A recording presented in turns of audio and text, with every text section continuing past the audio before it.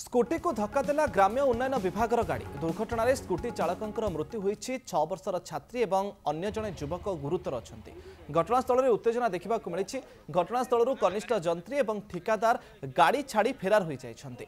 मालकानगिरी जिला एमभी सतुरी गाँ निकट में घटी दुर्घटना। मृतक होती एमभी सतुरी गाँव विक्रम पात्र।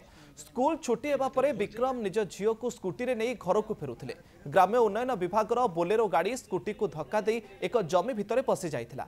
खबर पाई पुलिस घटनास्थल में पहुंची बोलेरो को जबत करी थाना को नेबाकू उद्यम करुवा बेले विरोध करी गाड़ी को अटक रखिछन्ति ग्रामवासी। अभियुक्तों को दंड और क्षतिपूरण दाबी रे ग्रामवासी अड़ी बसिछन्ति। बोलेरो थिला 3 जन ना किए जानबा को पाइली जे 3 जन थिले ड्राइवर प्लस आउ आरडी रो को जेई गोटे आउ गोटे कॉन्ट्रैक्टर थिले। ए माने मेडिकल नेवा तो दूर कथा से माने सेमान को सिटी छाड़ीकिना पलैले।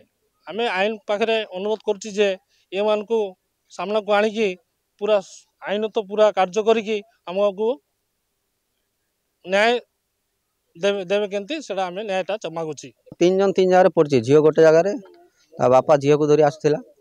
3 जन 3 जगह रे पड़छि।